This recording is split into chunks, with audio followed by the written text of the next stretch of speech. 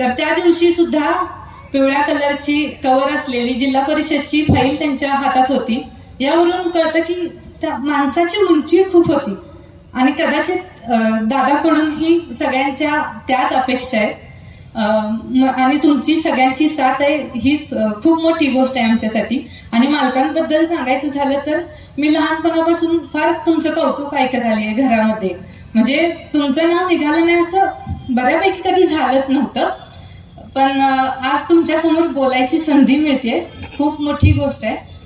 आणि व्यक्त व्हायचं खूप सोपं असतं, पण त्याच्यासाठी एवढ्या मोठ्या लोकांसमोर बोलणं थोडं दबाव येतोय. एक कविता मी अण्णांसाठी लिहिली आहे.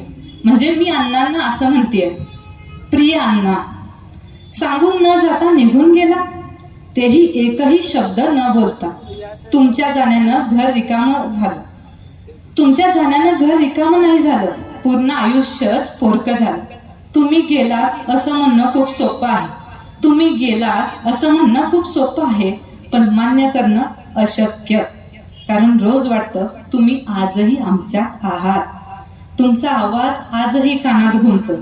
तुमचा हात अजूनही हळुवारपणे डोक्यावरती फिरतोय आणि तुमचं अस्तित्व आठवणीत नाही, ते आमच्या प्रत्येक श्वासात मिसळलंय. तुमच्या जाण्यानंतर आईलाही घेऊन जाणं हा नियतीचा फार मोठा आघात होता. तुमच्या जाण्यानंतर आईलाही घेऊन जाणं हा नियतीचा फार मोठा आघात होता. पण आता रडण्यात वेळ घालवणं नाही, कारण तुमचं स्वप्न अपूर्ण ठेवणं आता आम्हाला देखील मंजूर नाही. तुम्ही दिलेल्या शिकवणीची शिदोरी आज आमचं भांडवल झाली आहे. तुम्ही दिलेल्या शिकवणीची शिदोरी आज आमचं भांडवल झाली आहे. माणसाशी माणूस म्हणून वागा, माणसाशी माणूस म्हणून वागा, हा मंत्र आज आमचा शस्त्र झालाय. ते म्हणतात ना अण्णा, ते म्हणतात ना, माणूस गेल्यानंतर त्याची किंमत कळते. आज प्रत्येक मदतीत तुमचं प्रतिबिंब दिसतंय आणि प्रत्येक प्रश्नात तुमची आठवण. आज जबाबदाऱ्या वाढल्या आहेत, पण भीती नाही. आज जबाबदाऱ्या वाढल्या आहेत, पण भीती नाही, कारण लोक अजूनही विश्वासाने तुमचंच नाव घेत आहेत. काकूंच्या डोळ्यात अण्णा दिसतात, काकूंच्या डोळ्यात अण्णा दिसतात आणि माझ्या दादाच्या चालण्यात अण्णांची छाया. आणि या लोकांच्या मनात आज फक्त आणि फक्त अण्णांचंच राज्य. तुमचा कामाचा रथ आजही थांबलेला नाही. तुमच्या कामाचा रथ आजही थांबलेला नाही, तो वेगानं पुढत चाललाय. तुमच्या स्वप्नांच्या वाटेवर आज आम्ही रक्त घाम एक करीत आहोत. अण्णा, लोकांसाठी जगणं किती कठीण असतं ना.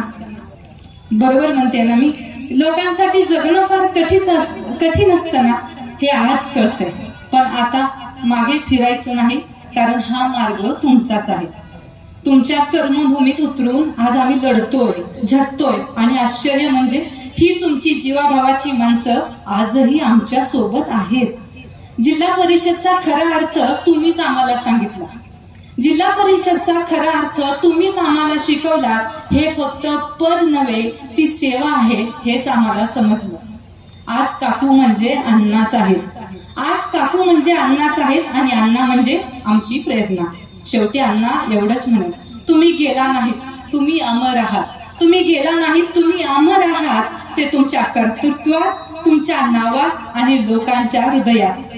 आणि हो दादा, माझ्या दादाला एवढंच सांगेल, दादा आता तू वाघाचा बछडा आहेस. दादा तू वाघाचा बछडा आहेस. तुला डरकाळी फोडावीच लागेल, कारण अण्णांच्या रूपात तुला त्यांचं काम अजूनही जिवंत ठेवावंच लागेल. आता वेळ आहे, आता वेळ आहे अंग झोकून देण्याची, सेवेच्या रणांगणात उतरण्याची, सेवेच्या रणांगणात उतरण्याची. धन्यवाद.